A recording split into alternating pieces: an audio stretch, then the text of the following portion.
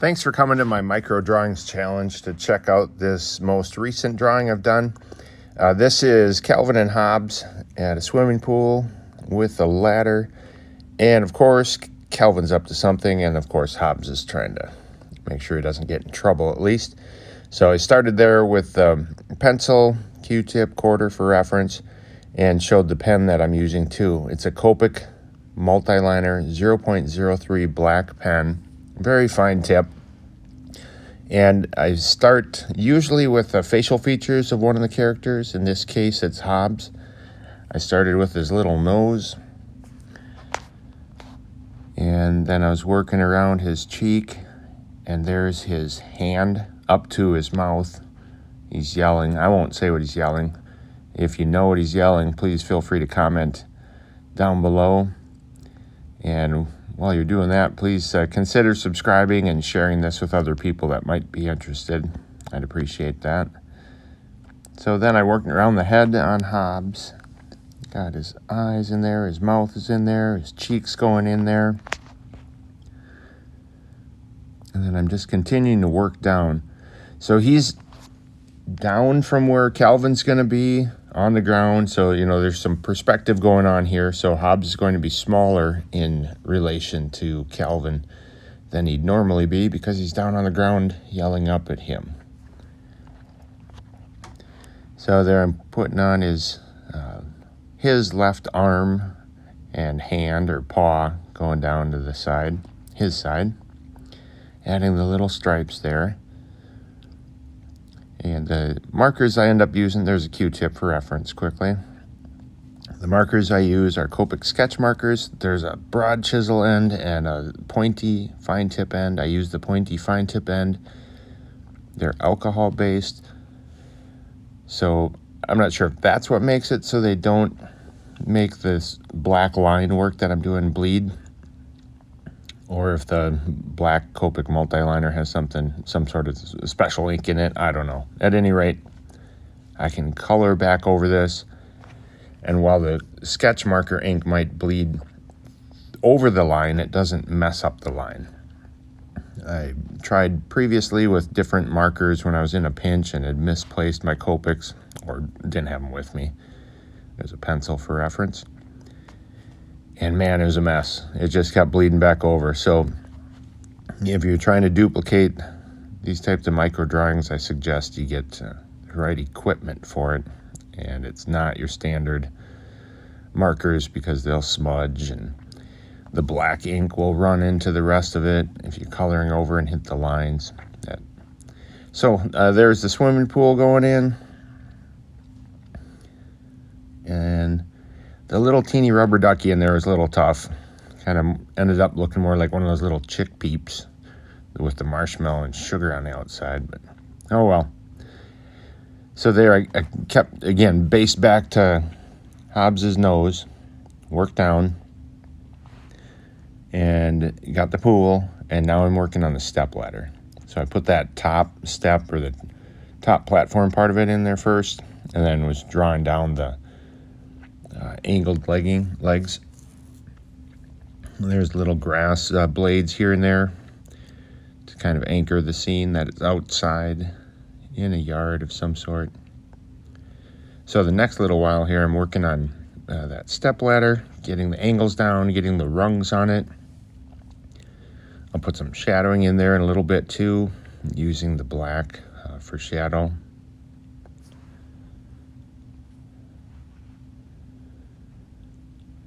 Let's let you watch here for a little bit. And I try to keep everything in reference to the camera, keep it upright, the image, but I do rotate it around, especially when I'm adding color, because I'm working that fine tip right up to the edge of the black. So there I'm just working down the rungs of the step ladder.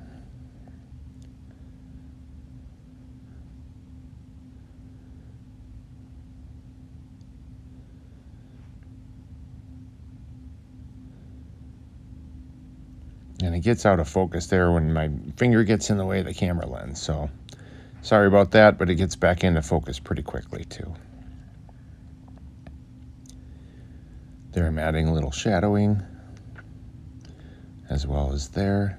Try to give that three-dimensional look at least a little bit. There's the support rungs on the other side from where you crawl up. And there I was just adding some light lines to give the illusion that it's wood. And again, there's more shadowing going in there. That's hidden behind the front rung, so in the distance underneath that top, there's a quarter for reference, Q-tip for reference.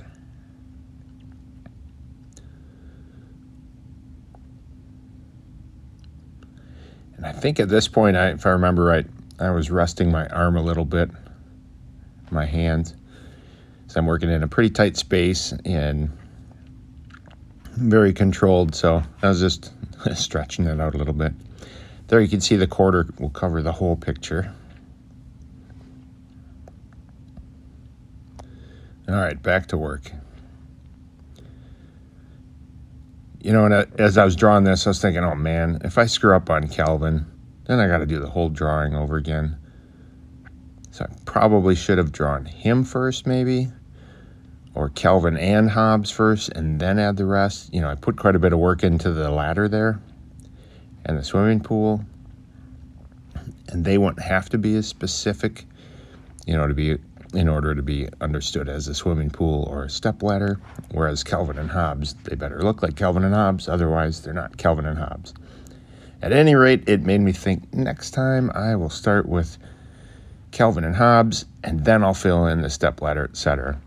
But I guess what I was doing here was, again, basing it off Hobbes, bringing the pool in, bringing the stepladder in, and bringing Calvin in.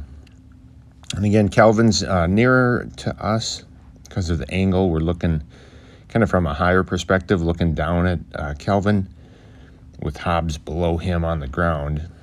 And Calvin, of course, is up on the ladder, getting ready.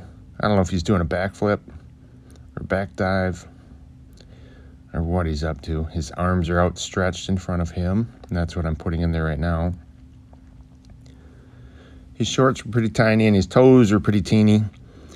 And then there's some shadowing there too, because his shorts would be hanging out over his toes, his legs. There's a quarter and a Q-tip for reference.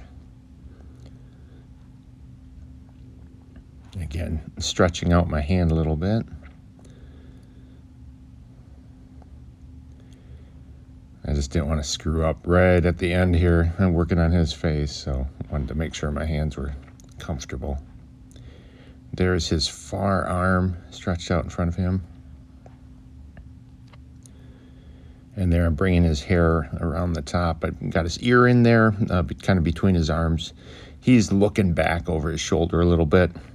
I suppose trying to figure out exactly where he's going to land his jump here. So there's a spiky trademark hair.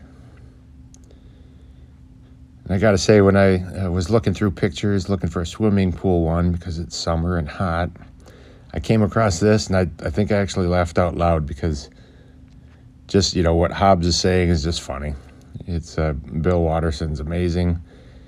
And again, this Calvin and Hobbes is based on his original drawing. And I totally appreciate the work he has done. I remember reading his comics, checking out books from the library, and reading them, looking over them again and again. Funny stuff. So now I'm starting to bring some color into it. I've got the yellow Copic sketch marker here, putting his hair in place. And there's a little pink on his tongue. Sometimes there's dead time or dead space here. There's red for the shorts. Because off to the side, I'm looking for a color, and I'm testing it on another piece of paper so I can be comfortable that I'm liking that color to be used. There's the little rubber ducky floating in the pool. Just barely touched him. And next, putting in the water into the pool. So rotating the paper again, just so I can work right up to the black lines. Not because the black lines will smear, but because the ink will go through them and bleed to the other side if I hold it too long or I'm not careful enough. Q-tip for reference. And then here comes another color there. It was orange. I was getting ready to color Hobbes, and then I realized I didn't put stripes on his right arm, the one that's holding his paw up to his mouth to yell. So there we go, back to the orange. Getting that color on the Hobbes. Working down the side of his chest. But there I'm rotating it so I can just barely touch and get the, just that little faint touch of ink to fill that space. There we've got the orange in on Hobbes. Again, off to the side, trying out a color or two, making sure it's what I want. And so there's green. I used a couple different tones of green this time. They'll actually blend. And again, I believe it's based to the alcohol-based nature of the markers. So I think that was a lime green, and then I grab a yellow green. So just a couple different greens there that are getting blended together. Again, I had the earlier blades put in place a little bit with that black Copic multi-liner. And there I'm working through the step ladder and rotating the paper so I can just touch into there and not bleed through to the step ladder. I still need to put some color onto that.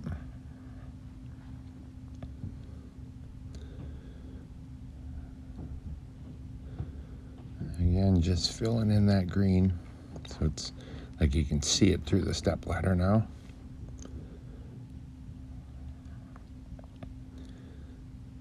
And there's my cotton pearl, my skin tone for Kelvin. Getting it on his little feet and legs and onto his skinny little arms and hands.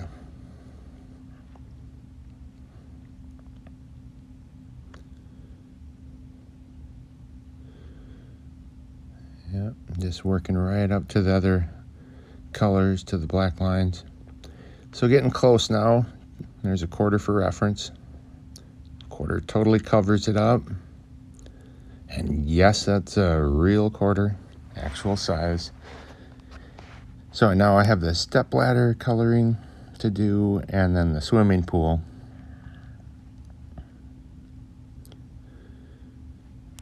I'm checking out the colors for the step ladder.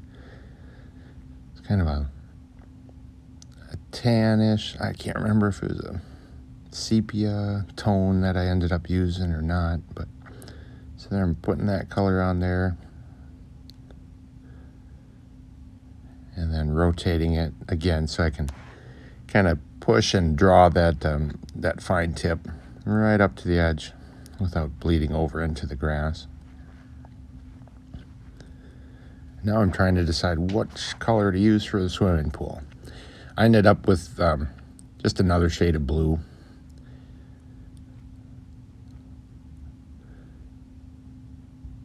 So there again, just coloring right up to the black lines, rotating it around so I can work it up. Sometimes I leave a little teeny space because I know it'll bleed just a little bit. And there I've got them. So today's date I'm putting on there, July 5th of 2020. Thanks again for watching. Please consider subscribing and sharing with other people. There's a pencil for reference, Q-tip for reference, quarter coming into the scene, and totally covers it up. Thank you.